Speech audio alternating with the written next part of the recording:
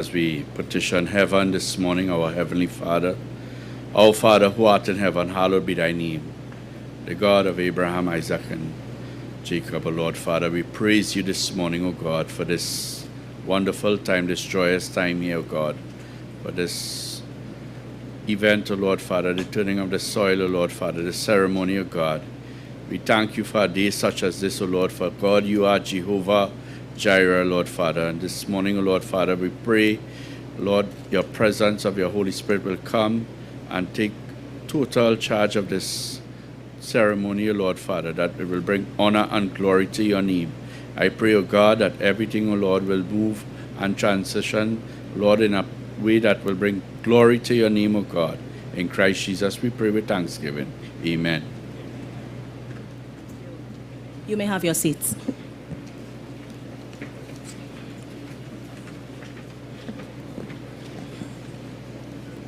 Dr. the Honorable Keith Rowley, Prime Minister of the Republic of Trinidad and Tobago, the Honorable Camille Robinson Regis, Minister of Housing and Urban Development, the Honorable Adrian Leons, Minister in the Ministry of Housing and Urban Development, Mr. Esmond Ford, Member of Parliament for Tunapuna, Mrs. Shanmati Singh Ningsang, Acting Permanent Secretary, Ministry of Housing and Urban Development, Mr. Josiah Austin, Chairman of the Tunapuna Piarco Regional Corporation, Mr. Noel Garcia, Chairman of the Board and Board Members of the Trinidad and Tobago Housing Development Corporation, the HDC, Mr. Newman George, Chairman of the Board and Board Members of the Trinidad and Tobago Housing Development Corporation Construction Company Limited, CCL, Mr. Keston McQuilkin, Chairman of the Board and Board Members of the Trinidad and Tobago Housing Development Corporation Facilities Estate Management Company Limited, FEMCOL, Mr. Hazza Hussain, Chief Executive Officer of the Land Settlement Agency, Mr. Kelvin Romain, Acting Chief Executive Officer of the Water and Sewerage Authority, WASA, Dr. Deborah Thomas Austin, Managing Director of the East Port of Spain Development Company, Ms. J. McFarlane, Managing Director of the HDC, Mr. Curvis Francois, General Manager of the Trinidad and Tobago Electricity Commission, TNTEC, Mr. Romel Ramarak, General Manager of CCL, Mr. Jeremy Campbell, General Manager of AMCOL, Divisional Managers and Managers of the HDC, Managers of the Ministry of Housing and Urban Development, our very, very honored guest, Mr. Eddie Hart, former footballer and also former Member of Parliament for Tunapuna, distinguished guests, those joining us live on TTT or watching on TTT's and HDC's Facebook page, those listening live on I-95.5 and Sangeet 106 FM, members of the media, ladies and gentlemen, good morning. Ladies and gentlemen, good morning. Good morning. Yes. And welcome to the Sod turning for Caura Housing Development. My name is Kimberly D'Souza, the Corporate Communications Manager at the HDC, and I will serve as your host for this morning's proceedings. Now, thank you for joining us, first of all, on a site of what promises to be another one of HDC's crowning achievements. The Caura Housing Development will house several townhouse units, and it is no doubt a great area to live. It is close to schools, and of course, close to Mr. Eddie Hart's namesake, the Eddie Hart Savannah, and will boast tons of amenities for its residents, but we'll get to that later. For now, allow me to call on the General Manager of CCL, Mr. Romel Ramarak, to deliver opening remarks. Let's welcome him as he comes.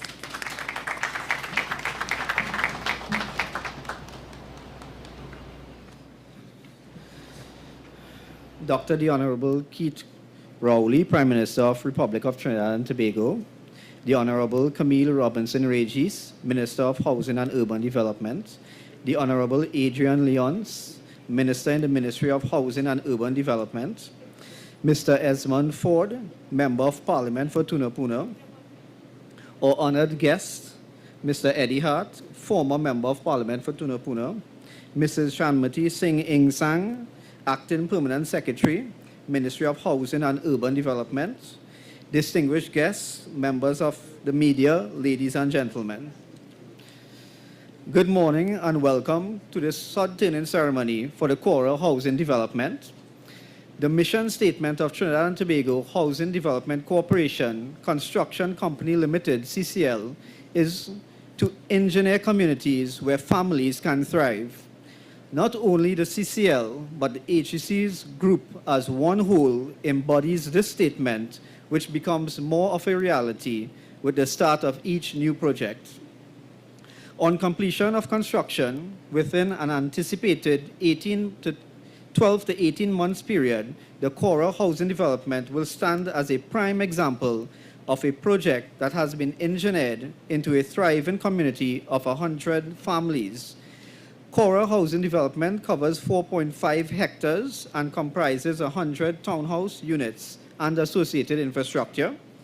All townhouse units are 3 bedrooms, 2.5 toilet and bath, with habitable space of 1,144 square feet.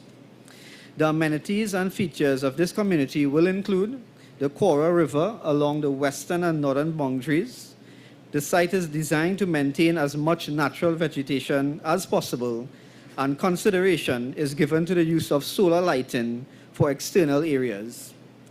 The project would be completed in 2 phases. First phase, 72 units by June 2025, and the next 28 units on or before December 2025.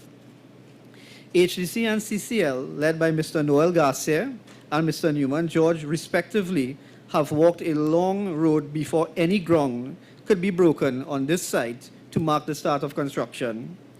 This journey included, on account for the land acreage being in excess of 5 acres, participation in a lengthy and meticulous EMA process which resulted in the acquisition of a certificate of environmental clearance for this project. The process entailed hosting of 2 public consultations, focus on planning considerations specific to the project, traffic analysis, water and wastewater feasibility studies, and the development of mitigation strategies to preserve the existing environment during the construction phase. The planning and engineering phases of this project have been integral in the identification of crucial project requirements and the establishment of benchmarks and systems for achieving project milestones during the construction phase, including traffic analysis indicating travel time during peak periods is not significantly affected due to the development. However, this would be attenuated with the inclusion of filter and storage lanes controlling flows in and out of the development. Collaboration with WASA has yielded an outline approval indicating there would be an adequate water supply to the development. Collaboration with WASA has provided a solution to the wastewater disposal, not only for the Caura development, but an upgrade for the neighboring communities via the installation of a force main to transfer the effluent from the communities to the Twin City wastewater treatment plant.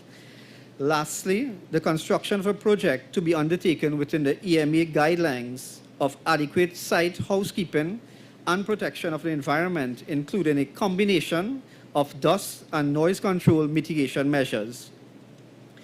Mention must be made of the parallel operations of the HDC and the other 2 subsidiaries, Asset Management Company Limited and Facilities Estate Management Company Limited. While the construction continues, these entities work to fulfill the group's allocation, distribution, and property management mandates. The increased synergies and renewed focus among the HDC and the 3 subsidiary companies foster a more efficient production line of creating communities for families to thrive. Thank you.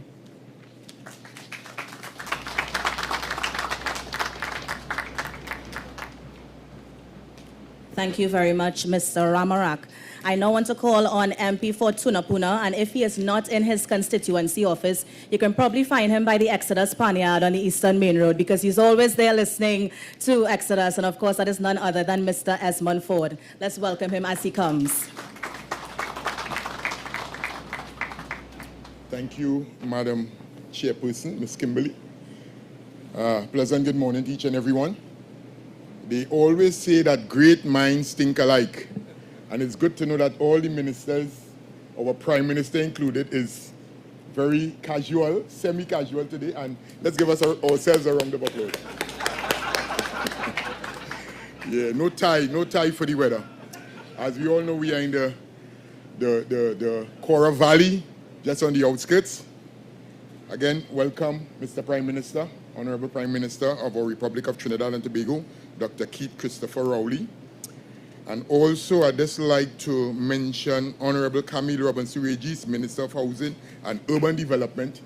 And the rest of the salutations, I think, have already been set. And I will just like to add my Tunapuna constituents from around the El Dorado area and the Caura Valley area and the Lower Caura area. Thanks for coming. It affords me not only much pleasure, but also relief on behalf of the constituents of Tunapuna to welcome you and your distinguished guests to the Sod turning ceremony of the Housing Development Corporation. I am told that 100 townhouses stroke apartments are earmarked for construction in this area of Caura Royal Road. This may be the 6th, Madam Minister, embarkment in the provision of housing units of the HDC and your predecessor organization in our Tunapuna constituency. I do not need to name the other HDC housing development within the area. My declaration of welcome is based upon two premises of fact. One, our current experiences and our historical factors. The development is sited on the Caura Royal Road, the designated road to our upper Caura village and valley, which in our country's past was recognized as one of the largest and most progressive villages in Trinidad. During the recent past and continuing to this time, the larger Tunapuna area was considered the dormitory stroke bedroom for the sugar industrial areas of the Orange Grove Estate to my east and the Caroni, which is basically to be said to my south or southwest area. It facilitated ease of access to the designation of all levels of workers. This has continued to this day, with the accompanied emergence of diverse industries, example, our Trin City Macoya Industrial Estate and our E-Tech Industrial Park, just to name two. Our area's historical engagement in residential functions, coupled with its general ambience and centralized location, serves as a prime example of the benefits of public-private sectoral engagement in housing. In the area, commencing from the intersection of Caura Rural Road and the Eastern Main Road to the vicinity of the Caura Hospital, which is north of us, the College Road and El Dorado Road, housing developments divided between the public and private sector developers exist. Therefore, in welcoming you to Tunapuna, in particular the HDC, the constituents say thank you for much of your efforts, which are greatly appreciated. Nevertheless, there is a physical law which states, and I quote, that for each action, there is an equal and opposite reaction, end of quote. This area, Caura Rural Road, is the eastern gate of what is referred to as the Education City. And College Road, which comes off of Caura Rural Road and proceeds west to El Dorado Road, is regarded as the southern boundary of secondary schools campuses of some over 4,000 students. Again, I do not need to name them, but I will just mention Hillview College, of which is my alma mater. The provision of the critical housing in the area will exacerbate the traffic issues along the Eastern Main Road from Five Rivers Junction to El Dorado Road or Macoya Road, especially during the morning and evening periods during school operation hours. The constituents of Tunapuna are not one for highlighting problems, as you well know, Honorable Prime Minister and Madam Camille Robinson-Regis, but always see problems as opportunities for improvement by providing appropriate solutions. Therefore, we always offer suggestions for solutions, and recently demonstrated by the Tunapuna business community in the CCTV project with the Trinidad and Tobago Police Service via our citizens surveillance networks, or the Eagle Eye as we called it, and our Tunapuna Police Station Community Council. The proposal for the Tunapuna-Tacarigua Bypass Road from Five Rivers or the St. Michael's Road north of the Eastern Main Road, bridging the Caura River just below the Caura Hospital and joining us right here at College Road and Caura Royal Road. In closing, Madam Chairperson, I have highlighted some historical, present, and future contexts of housing in the area and the intricacies involved with regards to traffic and other obstacles. The constituents of Tunapuna and the Office of the Member of Parliament for the constituency of Tunapuna remain willing and able to support and assist in any way possible to ensure success of this venture. We welcome all of you to the constituency of Tunapuna and the village, of course, of Caura in our pristine valley, in particular, and we are honored for the opportunity to serve. Thank you, and may God bless all of us. Please come again.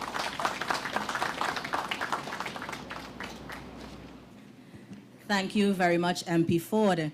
Now allow me to call on my minister, the Honorable Camille Robinson Regis, to bring remarks. Let's welcome her as she comes.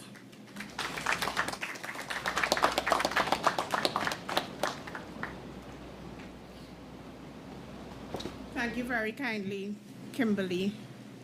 Esteemed Prime Minister, my parliamentary and ministerial colleagues, Chairman of the Tunapuna Piarco Regional Corporation, Chairman of the HDC and the TT Call, Managing Directors, General Managers, staff, ladies and gentlemen, thank you very much for being here, and thank you very much for this opportunity that we have to join with you in celebrating this sod turning.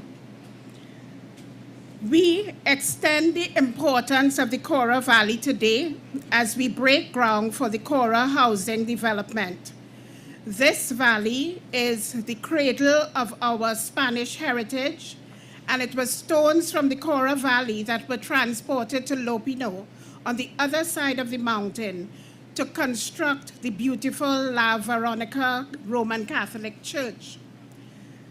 The Caura housing development, we hope, will soon become a sanctuary of homes spanning across 4.6 hectares of pristine land.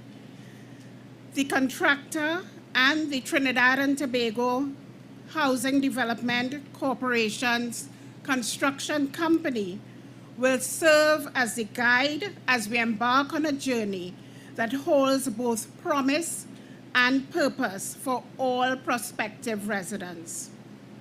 This is a major endeavor that will see the government spending approximately $117 million on this project. This is the single largest investment in Caura in recent years. With this investment, your government is bringing development to Caura through the construction of 100 townhouses and other apartment units. We are anticipating that 72 units will be completed by June 2025. Is that possible? And the remaining 28 units by December 2025.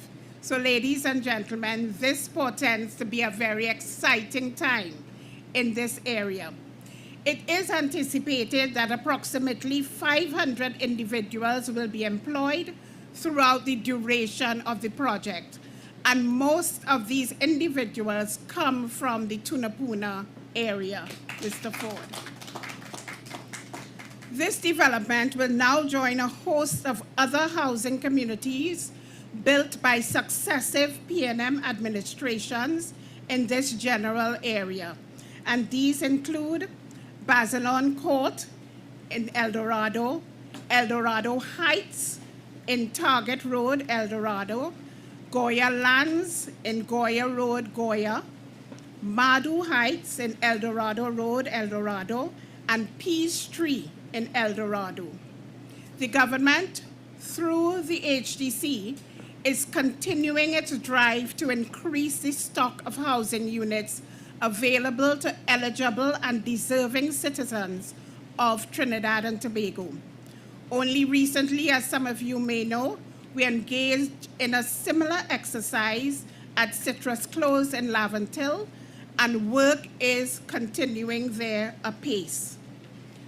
We of the Ministry of Housing, we of the HDC and its subsidiaries, we of the Government of Trinidad and Tobago recognize only too well that there are different models of home ownership which we must explore as we cater to various segments of the population with differing resource capabilities. Those apartments at Citrus Close will be made available primarily as rental housing units, whilst the preferred occupancy here at Caura will continue to be mortgage arrangements for this new and future developments. But ladies and gentlemen, we are returning the HDC and its subsidiaries to its moorings of ensuring that we build housing in such a way that those who are on the HDC's list of applicants can in fact afford the houses. That is what we intend to do. Rentals, mortgages that people who are on our list can in fact afford. Today, as we witness the commencement of this development, we take the time to reflect on the profound impact it will have on the lives of countless families, offering not just shelter, but sanctuary, not just bricks and mortar, but a foundation upon which to build dreams. Indeed, as the poet Maya Angelou said, and I quote, "The ache for home lives in all of us, the safe place where we can go as we are and not be questioned." End of quote. Indeed, the longing for home, the yearning for a place to call one's own is a universal sentiment that transcends borders and binds us together as one human family. At the center of our housing and urban development policy is to ensure, as with all other governments of the PNM, past and future, that housing development is a commitment to community building, an ethos that transcends mere construction and embraces the spirit of togetherness. Ladies and gentlemen, those of us who form this government under Dr. Keith Rowley understand the enduring importance of a home. We understand that this Prime Minister, who was once a Minister of Housing, are all focused on ensuring that we build a place where people can anchor their lives and anchor their generational wealth, where they will develop roots and where they will lay a foundation. It is because we understand his vision that we know that this is close to his heart, and the concept of home ownership abounds through all of us. We understand the perceived fear of disenfranchisement, but we also understand that intergenerational wealth is possible. To all existing and future beneficiaries of government-subsidized housing, know that you are not just recipients of a house, but custodians of a legacy built upon the sweat and toil of generations past and entrusted to you for your care for generations in the future.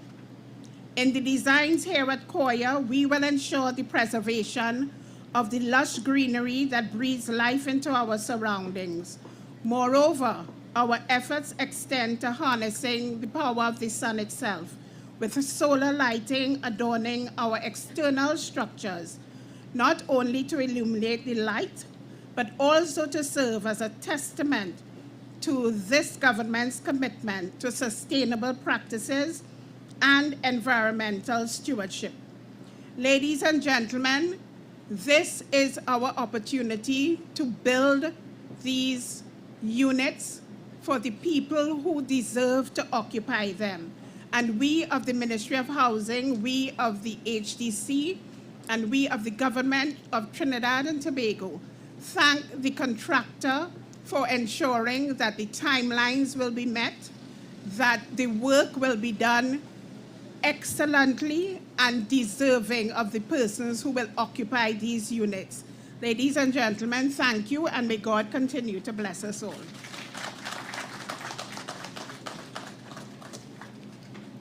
Thank you very much, Honorable Camille Robinson-Regis, Minister of Housing and Urban Development. Something key that you said that I will take away from today's program, of course, is that intergenerational wealth. And I hope those who are listening and those who finally get a chance to live in one of these Caura housing units understand the importance of that. Thank you so much, Minister. Of course, as we normally do here in HDC, you can't come to one of the HDC sessions and not get a taste of the area. And so allow me to call on vocalists Mr. Kevin Greenwich and Jasmine Duncan as they provide a brief entertainment segment for us. Let's welcome them as they come.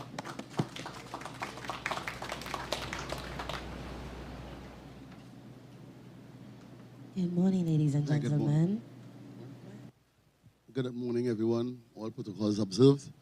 I just want to say a few words before we start to perform. We want to thank HDC for their continuous support in ensuring that the country of Trinidad and Tobago has affordable housing for our nation. However, it is important to know that even though HDC is building the houses, we, the residents, need to build a community, right? So I would have come from the Orapun Police Youth Club. Miss Jasmine represents the Bonnet community, which are both, in fact, HDC developments. All right, so I hope that we get the messages in the both songs that we're about to sing at this time.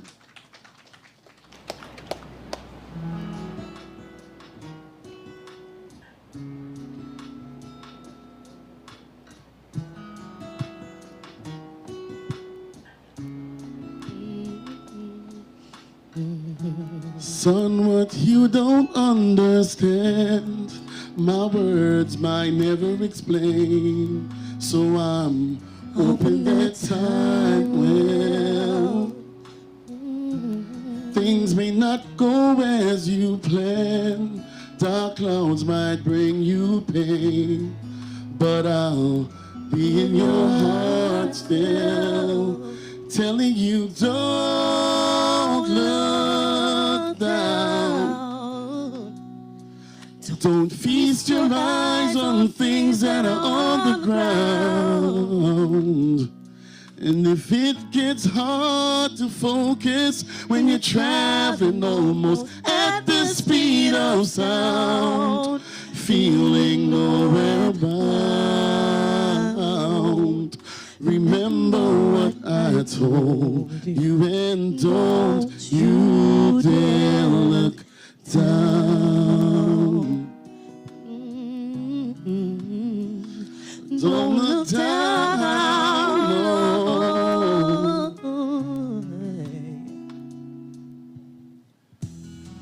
no father wants his son to repeat the wrongs that he's done. I want you to get it right, child. I won't always be here for you, so to yourself always be true. And if you're lost, use your inner light, child, shining, and don't look down. Don't feast your eyes on things that are on the ground. And if it gets hard to focus when you're traveling almost at the speed of sound, feeling nowhere bound, almost out of control, burn rubber and not your soul, because somewhere deep within that you can deepen. When there is no hand to hold and the world seems dark and cold, remember what I told you, and don't you dare look down. Don't you dare look down.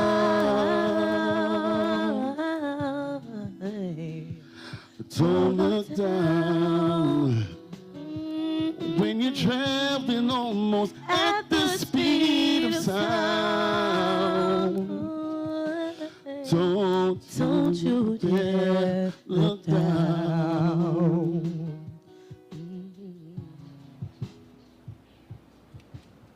Thank you all. Thank you. The next piece we have for you guys is entitled The Impossible Dream. We hope you enjoy.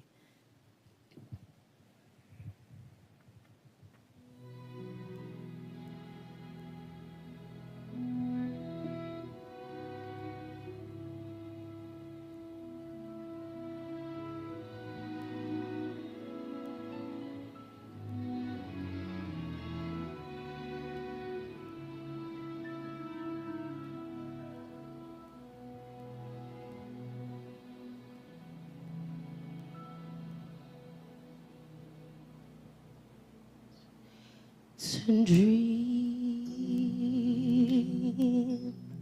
the impossible dream, to fight the unbeatable foe,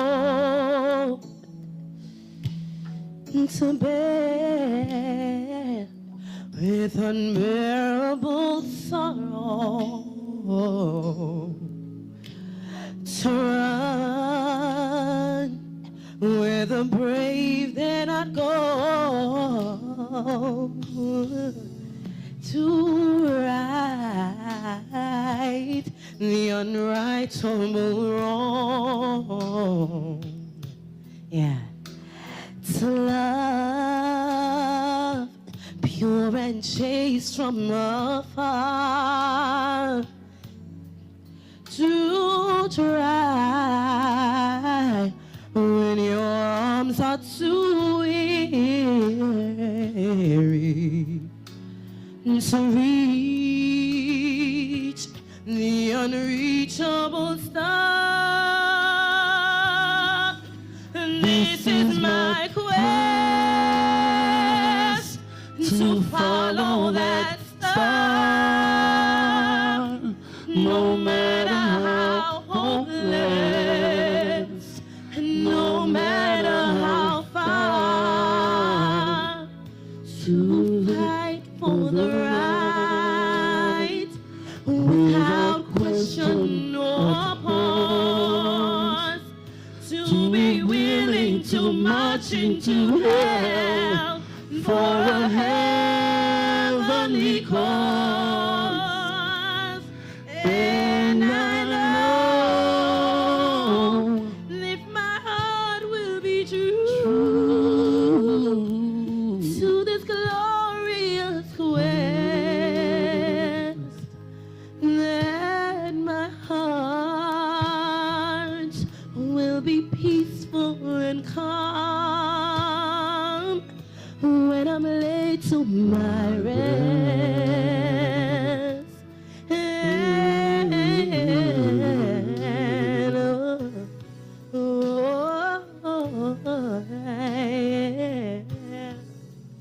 And the world will be better for this.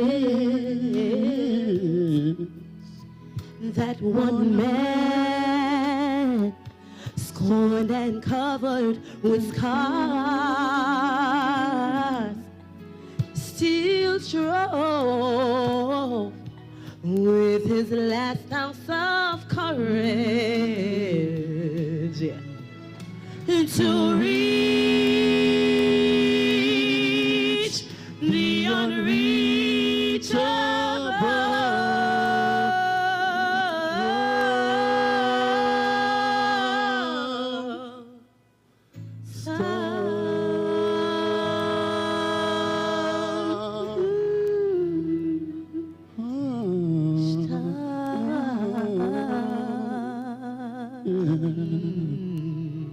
Thank you.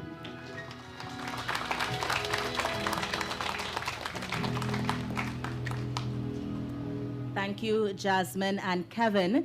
I will now ask you to rise on your feet as I call Dr. the Honorable Keith Rowley, Prime Minister of the Republic of Trinidad and Tobago, to deliver the feature address. Let's welcome him as he comes.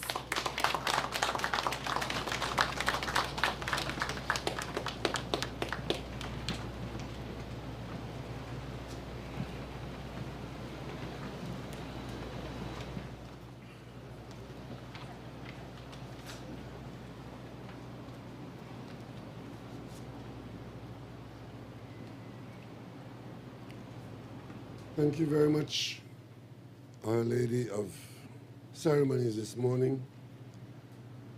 Please excuse me a little bit. I'm a little under the weather, but I couldn't miss being here, having waited so long for this occasion. Permit me to acknowledge my cabinet colleague, the Member of Parliament for Aruka Maloney, the Minister of Housing and Urban Development. And I would also like to acknowledge my other parliamentary colleagues, the Minister in the Ministry of Housing and Urban Development, Mr. Adrian Leonce, Mr. Esmond Ford, the Speaker of the Parliament of Trinidad and Tobago, Member of Parliament for Tunapuna, Ms. Shamati Singh Engsang, Acting Permanent Secretary in the Ministry of Housing, Deputy Permanent Secretary also Mrs. Anne-Marie Francis Charles, Chairman of the Tunapuna MP Corporation, Mr. Josiah Austin, Mr. Noel Garcia of the supporting agency of UDICOT, board and members of UDICOT, the subsidiaries of the Housing Development Corporation, led by Mr. Newman George, Mr. Keston McQuilkin, and Mr. Hazar Hussein, and Mr. Ramharak. These are people who are now in charge of some subsections of the behemoth that is that is the Housing Development Corporation. Mrs. Jason McFarlane, Managing Director of the HDC. Other distinguished ladies and gentlemen, I've heard that my former parliamentary colleague, Mr. Eddie Hart, is with us. Former parliamentary colleague of mine of 20 years ago. At this time we were on another mission, but he's still here, and I'm happy to be here with you. Members of the media, ladies and gentlemen who are following us on the various platforms. As I listened to the previous speaker talk about commitment and wealth, I could not help but reflect on my own life. Because most people in our country, if you ask them to name the most valuable asset that they have, or even that their family has, it is quite likely that more than 60% of them would point to the house in which they live. Because your home is of such paramount importance to you as members of the human population. I remember when I was 17 years old, my grandfather, who was responsible for my upbringing and my well-being, in a moment of deep reflection, apparently, called me to him one day. I was in sixth form in high school, not thinking about the future very much beyond maybe the next exam or the next cricket game. And he called me and said to me in a very serious tone, he said, I don't have anything to give you, but all I have is this, meaning the property on which we live. And I want you to have it. And I want to make sure that when my eyes are closed, that nobody can come here to fight you for it.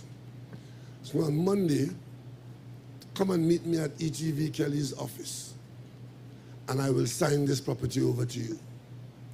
In my school uniform, I went with my grandfather to Kelly's office, and my grandfather signed and I signed a deed, and I became a property owner.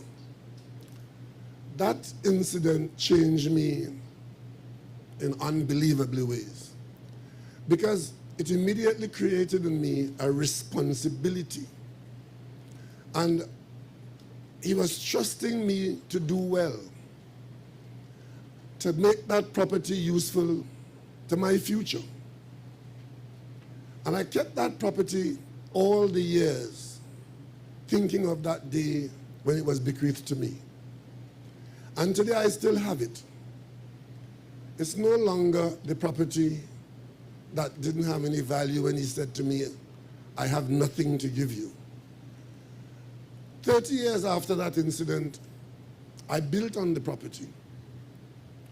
And I was there one day when someone came and knocked on the door asking me, how does $2 million look? And I said, what do you mean? We have an offer.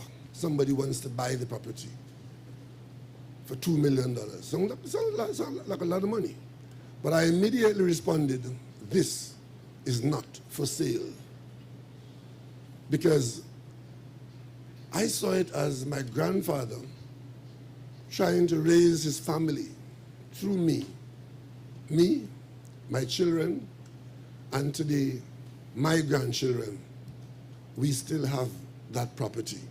And I feel in this country like a man who owns a piece of this country given to me by my grandfather.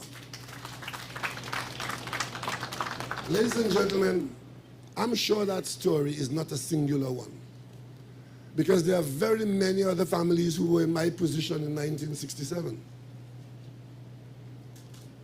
But their lives changed, whether they ended up in Diamond Vale, in Mova, in Sangre Grande, in Chaguanas, in Point Fortin, in Bonaccord, in Charlottesville, or anywhere you go in this country, you would meet families with stories like that, where that property, which they obtained from a moment of vision of the government of Trinidad and Tobago, which says that the needs of this country are known, and as far as we are able to, we will try to satisfy those needs.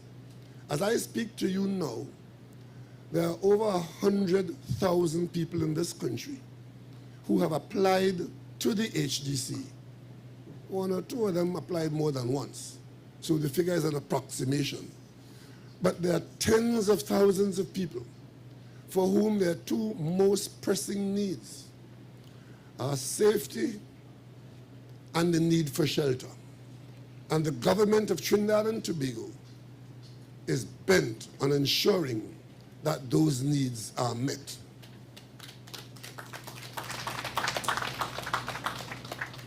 There are challenges along the way, and the governments of Trinidad and Tobago, and by governments I mean those who are elected every 5 years, it might be the same political party or a different political party, but the governments of Trinidad and Tobago, over time, have that responsibility, but discharge them with a certain amount of policy shift or improved competence or commitment. As a PNM political leader in the office of Prime Minister, I can tell you that our record in housing the population is second to none. In fact, if prizes were to be given for the first 10, the PNM will take all 10 from number 1 to 10 in this matter of housing the population. We started out with a national housing authority aiming to build low-cost housing. And those houses were constructed. You may not know that the Diamond Vale houses were sold to people, subsidized all along the way, at $12,000. When my mother got her house in Mova, it was, I think, either $8,000 or $9,000. That was not the cost of it, because the government carried a substantial subsidy, which covered the infrastructure, which covered the labor, but made available to families dignified residence, dignified accommodation. Many of the persons who went into those housing were living in conditions which were unspeakable. But after 30 or 40 years, we take that for granted. I don't know how many of you knew the barracks of East Port of Spain, when people lived in barrack rooms, a whole family in a room 12 by 14, a family of 6. And your neighbor was the person in the next room, a family of 8. That was East Port of Spain. But over time, with government policy assuming the responsibility for changing lives, the government of Trinidad and Tobago eliminated those conditions and replaced them by what now exists. And ladies and gentlemen, that program is still going on. Because we examine our progress along the way. We examined what the NHA was able to accomplish and how it could have been bettered. And that is why we changed the arrangement from the NHA to a housing development corporation. Not just simply a government authority that could get a subvention from the government to go out there and scratch around the edges of the housing program by building low-cost housing. As a matter of fact, the economy of the country had so changed that the whole question of low-cost housing had gone out through the window, because no longer could you build a house and make it available for $12,000. The cheapest of houses were no over $100,000 then, or even $200,000. And of course,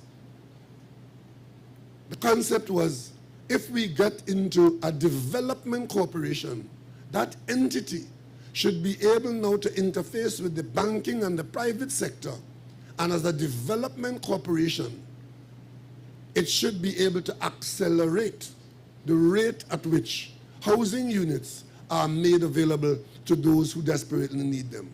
And I could tell you during the period 2003, Martin Joseph was my predecessor then, and 2003 to 2007, that was the period when the largest number of housing units were ever built in the public sector program in Trinidad and Tobago.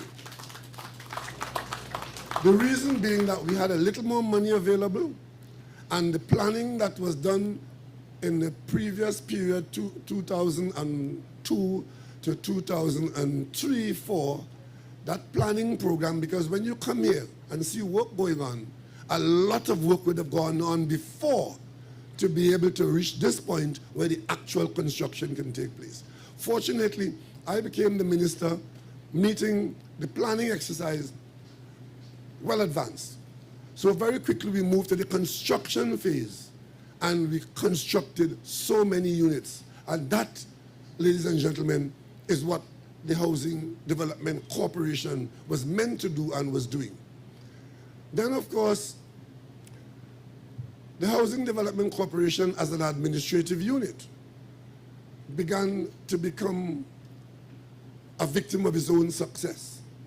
There were so many housing communities, so many housing units to be managed by the Housing Development Corporation that its corporate process began to be obstructed by the management that is required to close manage the units that they had built and to satisfactorily serve those who were housed in those units. So the Housing Development Corporation began to confuse itself as to whether it was a landlord or a construction company or a company dealing with a huge number of legal issues in terms of transfer of ownership, managing disorderly people who are in HDC units, and of course we have the component of those who think they don't have to pay a cent for where they live.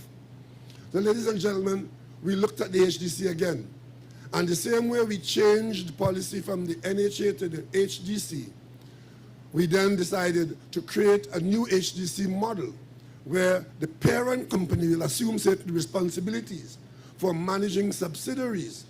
And we identified the three core areas of the HDC and created subsidiary corporate units and put those units in the hands of a management level below the holding company, because we want to accelerate the program and we want to manage them better and we want to be more efficient in using the limited resources. And we also want to interact more effectively with the private sector, mobilizing their resources in skills and in finance, because we still have that assignment of housing a large number of people who, without the HDC and its efforts, will not get that opportunity to get that item of family wealth, which is a housing unit, be it a bungalow, an apartment, or a townhouse.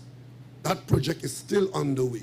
I can tell you, Old Talk in Trinidad and Tobago is very cheap, sometimes absolutely useless, because very many people who could tell you what time to wake up, which put to put in front, and it's so easy.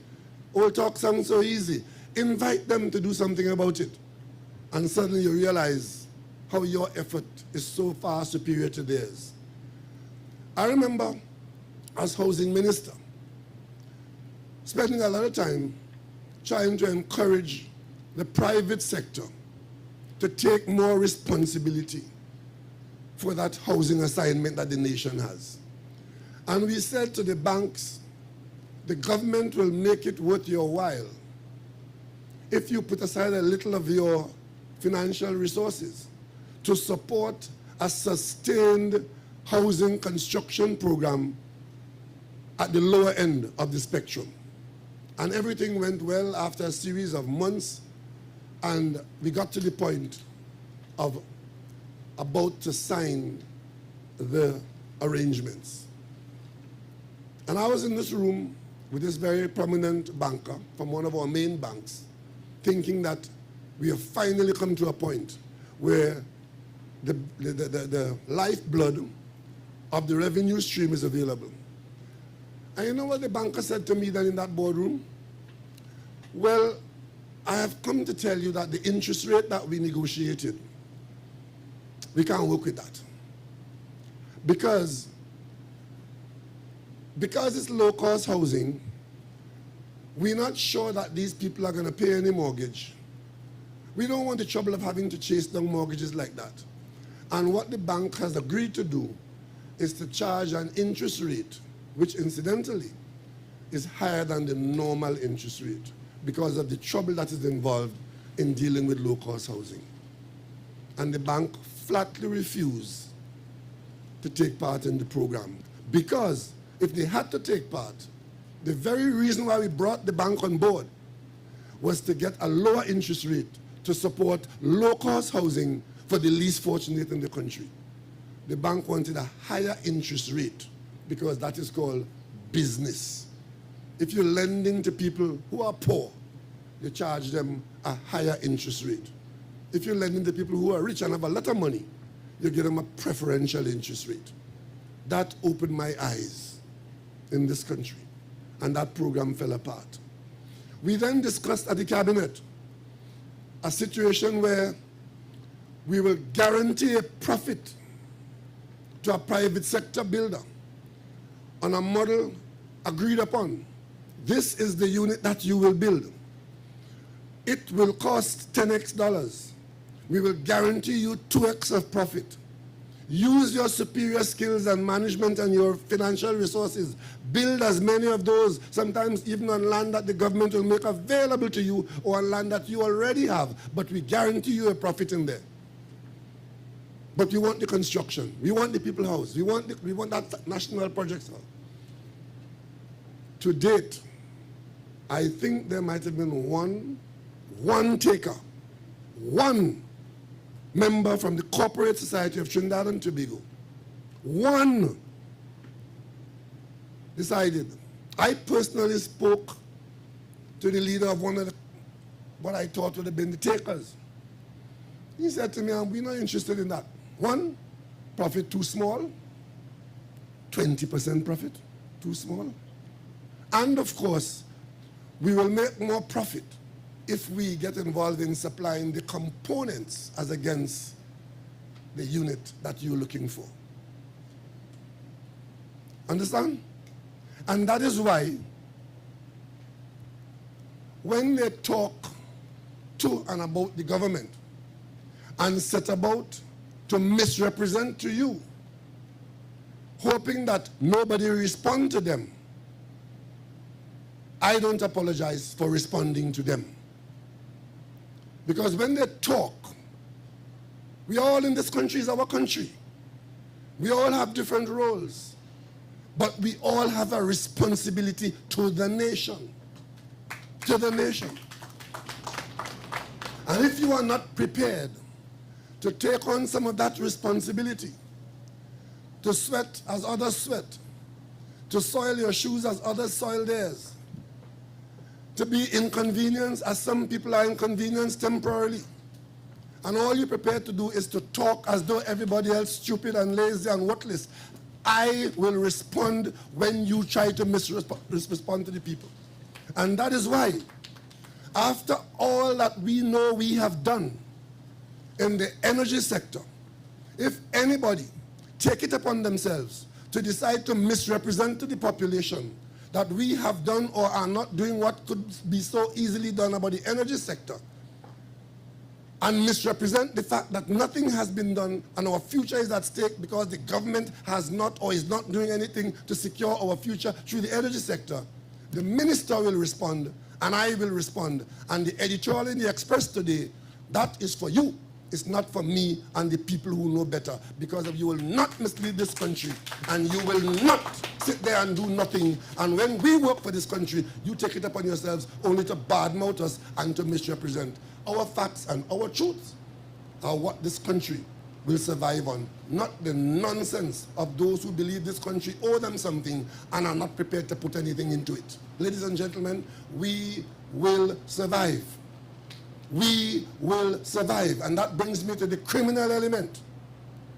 You can imagine that after all that we are doing here to try and solve the kind of problem I just mentioned, we come into this neighborhood or close by and we go there to do the building. And able-bodied young men, all they could do to contribute is to come on the site with an illegal firearm or two and menace the contractor and decide that they will extract money from the contractor by not even doing anything positive but threatening lives. And every day we hear this one killed that one, this one killed that one. And now with all the ammunition that they have, some of which would have come from the state sector,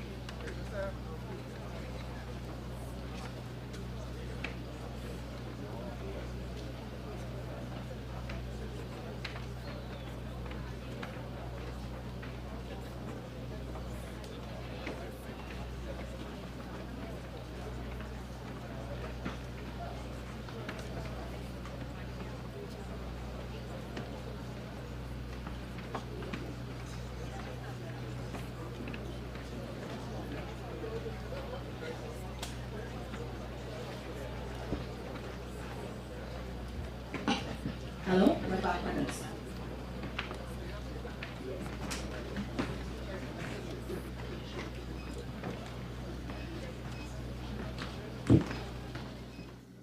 Thank you, ladies and gentlemen, for your patience. Sorry for the inconvenience caused. But I was saying, even as some people are working and contributing positively, sometimes under great inconvenience, in attempting to build the nation's future, one of the challenges we have is the behavior of some of our people, some young, some not so young, who believe that all they have to do is to get a firearm and menace other people, kill other people, and that would somehow give them a share of the nation's wealth or provide them with the sustenance that they need. Today, I want to say to families across Trinidad and Tobago that it is unacceptable for you to be knowing who is having and engaging in criminal conduct with the use of firearms, and you keep that a secret to yourself. And it is only when the firearm is discharged and kills somebody that you react and call upon the police and the government to do something. The something that you do after somebody is killed is to bury the dead. The something that is required to be done, it may very well be that you can do that something to prevent it. And that is, if you know who it is, then for God's sake, tell the police what they have, where they are, and then something would be done. Up until recently, people with such criminal intent had access only to handguns which they could conceal on their person.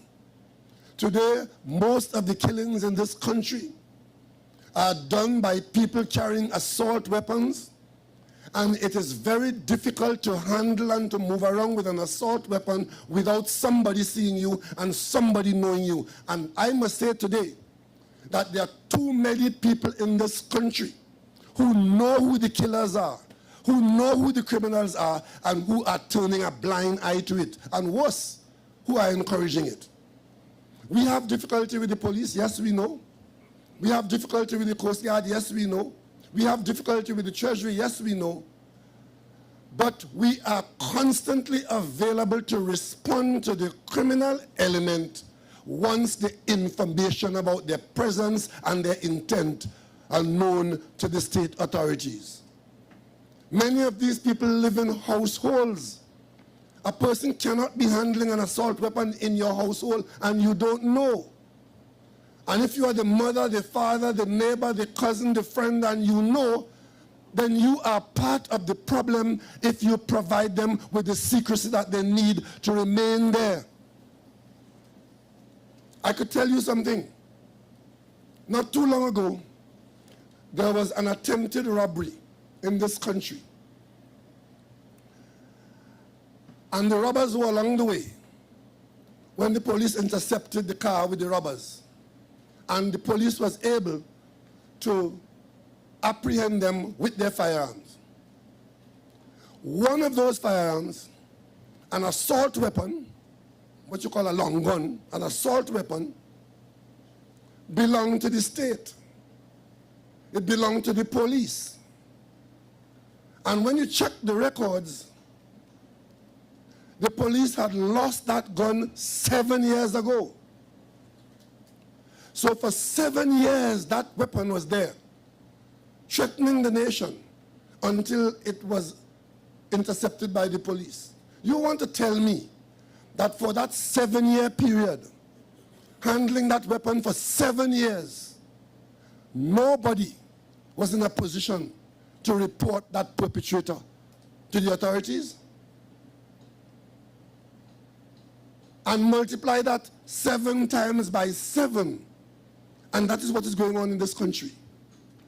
As I speak to you now, the problem has multiplied.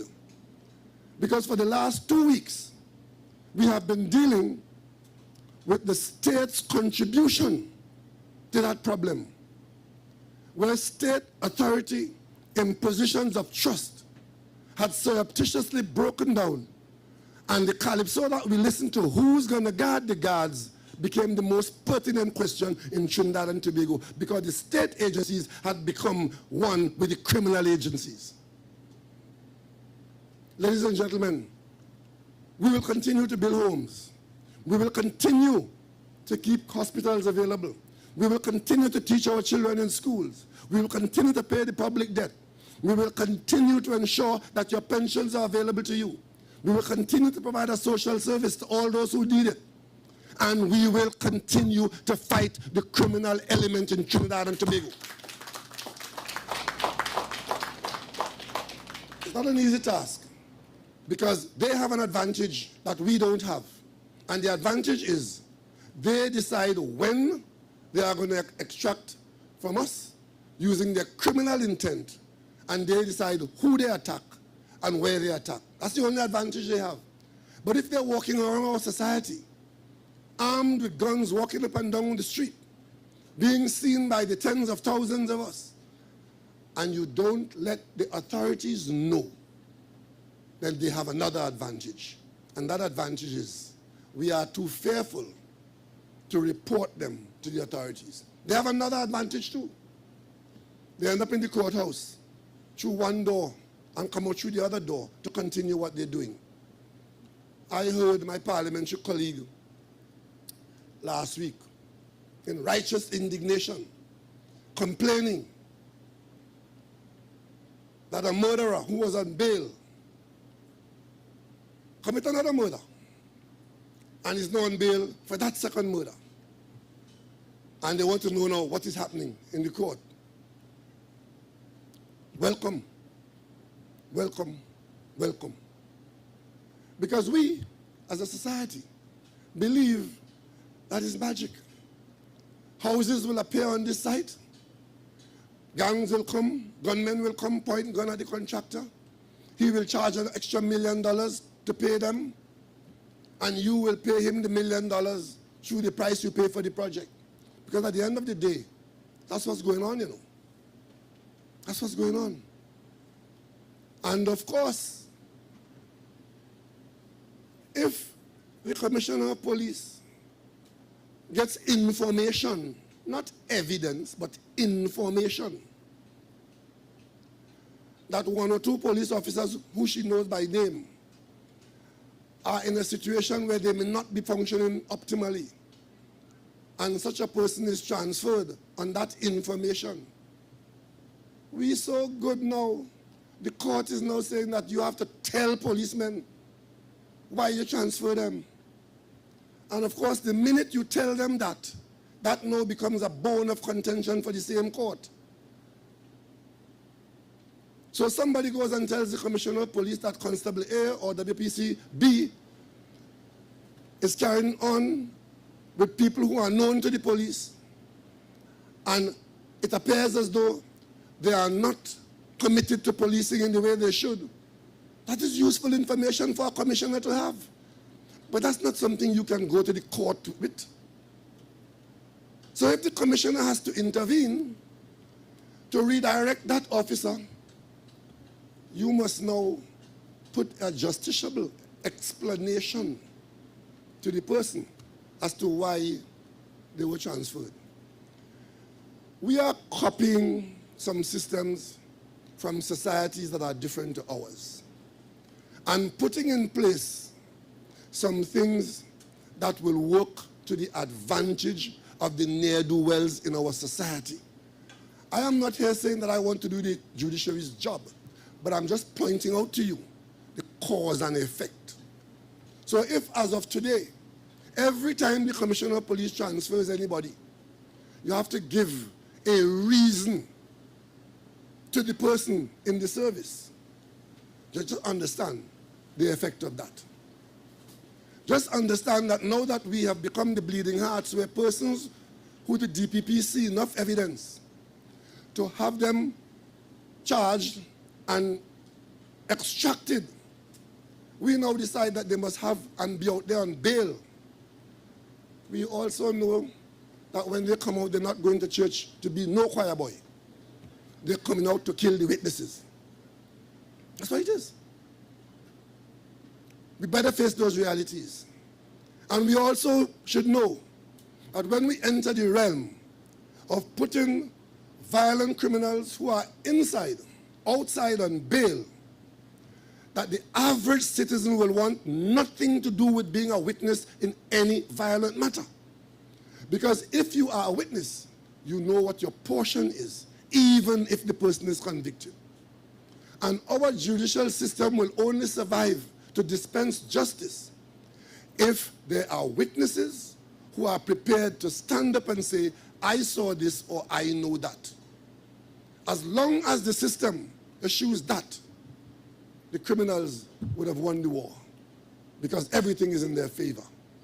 Ladies and gentlemen, we need to confront all our problems, all at once. And it's not only the government who is required to do that. The government is a management agency, but that management can only be fully effective if all the society sees a role for each and every one of us. Housing for us is economic development, because there are few activities that can drive economic activity like housing. Not only are we trying to solve the problem of housing the recipients of the finished units, but we are attempting to drive the economy. The 500 or so persons who will work on this site at different times using different skills, that is what housing construction means to us. Jobs, jobs, and more jobs. It will take almost a year and a half of good jobs on this site to move it from this pleasant valley to one where this location would be occupied by some of the finest quality housing in Trinidad and Tobago. That's what it is. And even so, even as we're doing such positive work, those who work here, they have to be looking over their shoulder at miscreants who come charging at them with guns in their hands. And there are people who will tell you the way to deal with that is to give everybody a gun. And of course, we wouldn't be the Wild West, we'll be the wild Trinidad and Tobago. Ladies and gentlemen, these are difficult times. But these are times full of hope, because we know what works. We know that a public sector-driven housing program works. It creates activities from the quarries, to the garages, to the hardware stores, to the architect's office, to the QS office, to the plumber's office, to the electrician's office. They are all involved in creating that entity that you may call an apartment or a townhouse, that you may call my dream house. All of them are involved. And we will continue to make those opportunities available.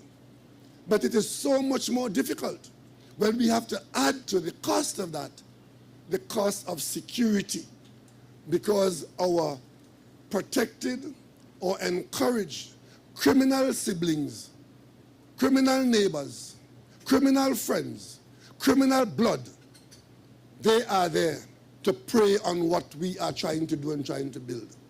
There are so many opportunities as alternatives to crime in this country that as head of the cabinet, I am reluctant to add even one more, because there are so many already out there.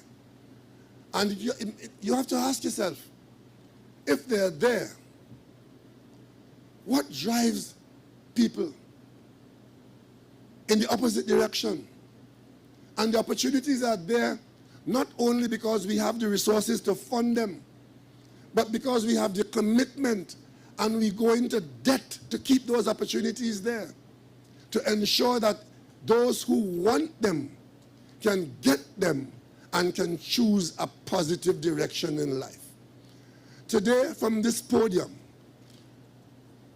as we are dealing with new challenges, in addition to the existing challenges, I want to appeal to all the families in this country to try and be a family in which none of your members are in fact known or encouraged members of the criminal component of Trinidad and Tobago. Give yourself that assignment. But I know it is difficult because you see, when the criminal element takes the decision to be the criminal element, there's nothing they love more than their own freedom. And that is why the way societies like ours deal with criminal conduct is to deprive criminals of freedom. But they love it more than anything else. So they intend to conduct their criminal activity, remain undetected. Even when they are detected, they want to remain held unaccountable. But the system can't work like that. So if you are afraid, or if you prefer to protect the ones that you know who really should be incarcerated, if you can't persuade them to turn away from the life of crime, then it should be reasonable that you should give them up.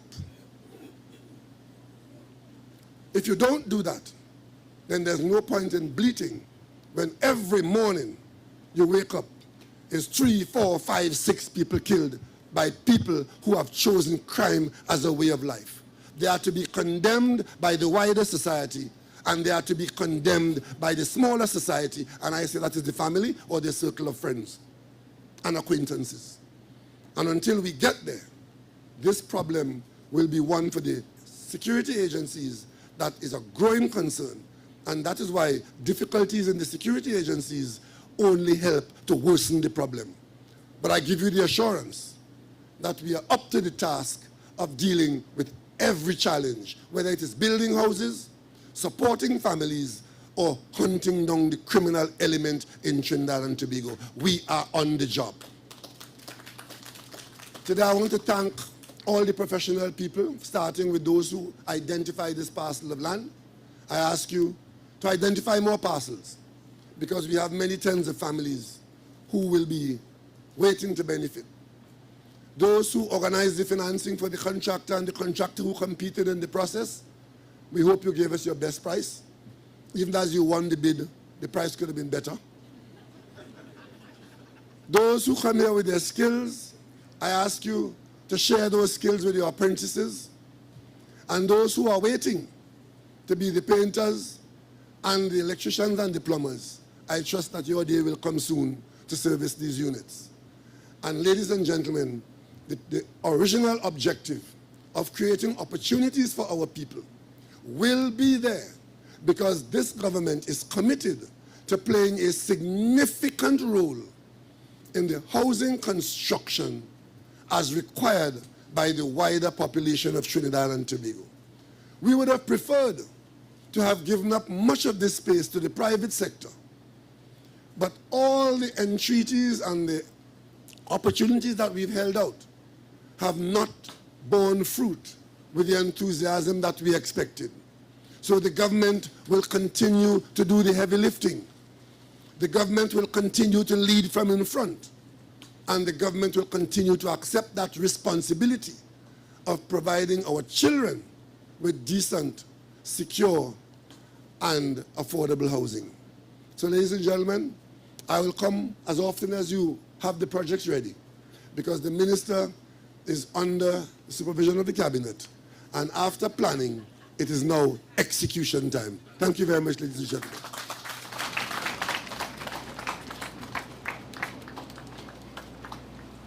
Thank you very much, Prime Minister, and thank you for reminding us that we will survive, because, of course, you know, we had the power outage a while ago, but the Prime Minister still came and he delivered, and so we thank him for that.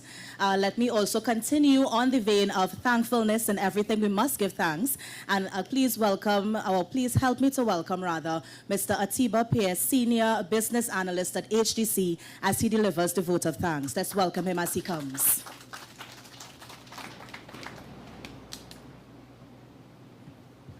Thank you very much, Madam Chair. And I say a hearty good afternoon or good morning to everyone. I know there is a long list of salutations, but I always think it's necessary to go through this list because everybody has a part to play in what we're seeing here. So it's not just a mention, but it's an honorable mention for everyone on this list. Let's appreciate Dr. the Honorable Keith Rowley, Prime Minister of the Republic of Trinidad and Tobago. The Honorable Camille Robinson Regis, Minister of Housing and Urban Development. The Honorable Adrian Leons, Minister in the Ministry of Urban Development. Mr. Esmond Ford, Member of Parliament for Tunapuna. Ms. Shanmati Singh Nang Sang, Acting Permanent Secretary in the Ministry of Housing and Urban Development. Ms. Anne-Marie Francis Charles, Deputy Permanent Secretary, Ministry of Housing and Urban Development. Mr. Josiah Austin, Chairman of the Tunapuna MP Regional Corporation. Mr. Sukdeo Prakash Barath, Councillor for Caura, Paradise, Tacarigua. Mr. Noel Garcia, Chairman of the Board and Board Members of the Trinidad and Tobago Housing Development Corporation, HDC. Mr. Newman George, Chairman of the Board and Board Members of the Trinidad and Tobago Housing Development Corporation Construction Company Limited. Mr. Keston McQuilkin, Chairman of the Board and Board Members of the Trinidad and Tobago Housing Development Corporation Facilities Estate Management Company Limited, FEMCOL. Ms. J-Cell McFarlane, Managing Director of the HDC. Mr. Rumel Ramarak, General Manager of CCL. Mr. Jeremy Campbell, General Manager of AMCOL. Mr. Wesley George, General Manager of FEMCOL. Divisional Managers of the HDC. Managers of the Ministry of Housing and Urban Development. Distinguished guests, members of the media, and ladies and gentlemen. Today we've heard a number of people grace this stage, and there are a number of things that I believe that are worthy of mention and remembrance. And so I start with something that has been reminded by Romel Ramarak, the General Manager of CCL. He reminded us of the level of collaboration and consultation even before one brick is laid on site. This is a stark reminder of what happens in the HDC. It's a stark reminder of the hard work that goes into all of our housing developments. I remember as well Mr. Esmond Ford. He says, always see problems as an opportunity for solutions and improvement. I remember Minister Regis. She says, and this one I think deserves a round of applause. Not that it's better, but I think that it stands out. This development is the single largest investment within recent times in the area. Not just structures of bricks and mortar, but a foundation on which dreams can be built. Do you all remember that? And so we can give that a round of applause. I also remember the singers here. They said, although the responsibility of the HDC is to build houses or homes, it is the responsibility of people to build and maintain communities. Dr. the Honorable Keith Rowley, he says, the needs of this country are known and numerous, but the government is committed to ensuring that these needs, especially as it relates to housing, are met. And he also reminded us, we will survive. Ladies and gentlemen, there's a golden thread that's connecting all these speakers that show two things. One, we take comfort in the fact that there are people at the helm of this initiative that are still genuinely committed to a vision that would improve this country one community at a time. And secondly, we take comfort in the fact that there are ordinary citizens who are committed to seeing this country progress one community at a time. And so let me say thank you to the Prime Minister of the Republic of Trinidad and Tobago, Dr. the Honorable Keith Rowley, for attending today's groundbreaking Sod turning ceremony. Prime Minister, your presence here is a symbol of the commitment of this government and the commitment that the government has to providing homes for the most vulnerable among us. Thank you as well to the Ministry of Housing and Urban Development. This team, led by Ministers Camille Robinson Regis and Minister in the Ministry of the Housing of Urban Development, Minister Adrian Leons. Thank you for continuing your mandate to provide subsidized housing solutions for citizens, particularly those with low to lower middle income groups. Thank you to the cabinet members, MPs, and members who made themselves available for today's Sod turning. A special thanks to the team at the HDC, Chairman Noel Garcia, Managing Director J.Sel McFarlane, General Managers, Board Members of the subsidiaries, Divisional Managers, and staff at the HDC, who continue to be a leader in providing innovative and affordable services and solutions for the citizens of Trinidad and Tobago.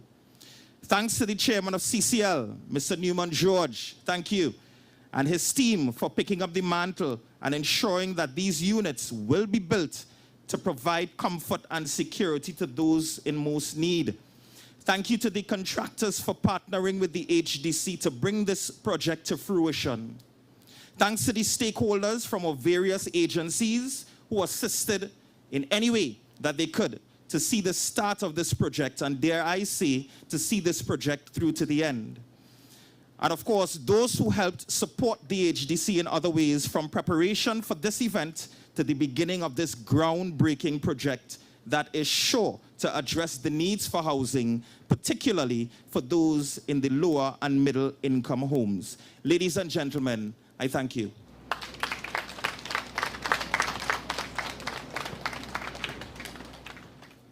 Thank you for such a powerful vote of thanks, Atiba. Minister, we made up for it the last time. And let me thank everyone for attending the Sod turning for Caura Development. I also want to just continue on Atiba's vein and also thank the subsidiaries for joining us today at the Caura Housing Development. My name is Kimberly D'Souza, Manager of Corporate Communications, and on behalf of all of us here, have a good day. Now, these people will be joining the Prime Minister at the Sod turning. Prime Minister, if you can make your way, followed by Minister Camille Robinson-Regis, Minister Adrian Leons, MP Esmond Ford, Chairman Josiah Austin, Chairman Noel Garcia, Chairman Newman George, Mr. Romel Ramarak, and Managing Director J.Sel McFarlane. The rest of you can have your seats.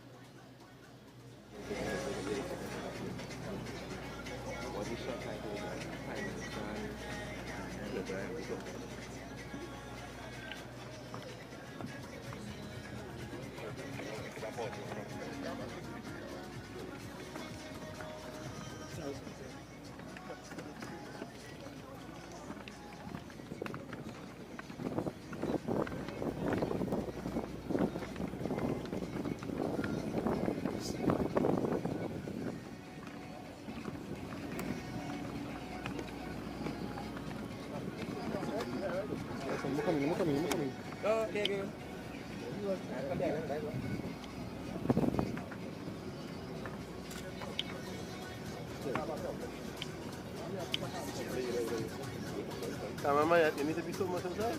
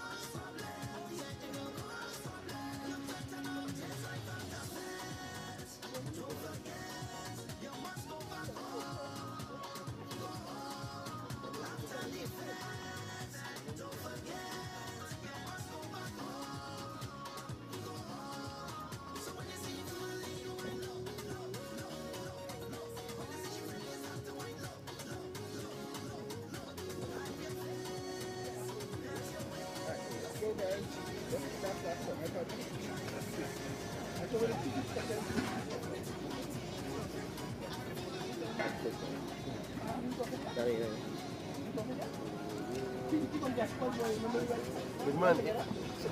We need Friday.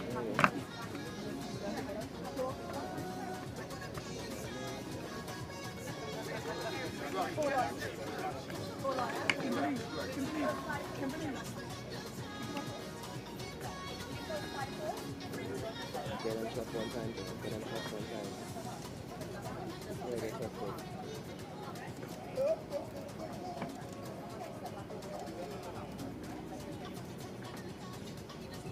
He could have. All right, guys, on 3, 1, Can we come on the shot, please? 3. Thank you. Nice. Straight ahead. No better. Nice.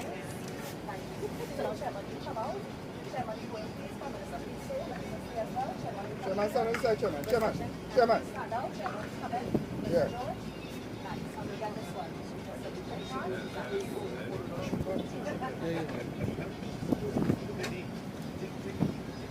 Let me get this one.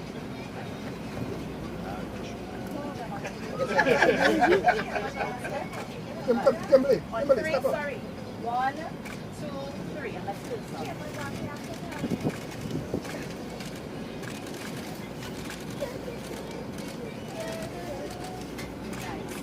One more thing, guys. And if you want to come back to the back, Romel, come back to the back.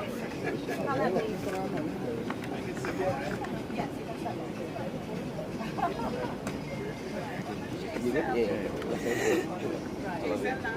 Point and shoot. Over in there. Point and shoot. Over in there. Yeah, choose the other.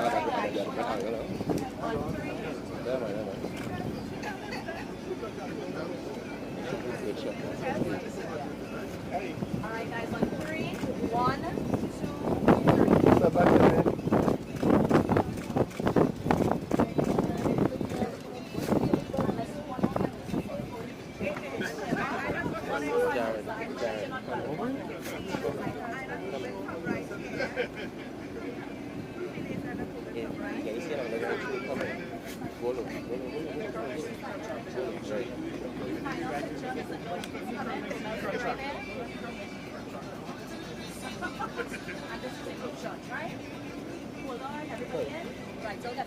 Yeah.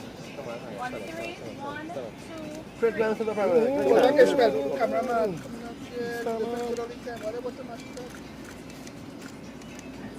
Yeah, we're good? Thank you. Thank you very much. Thank you very much.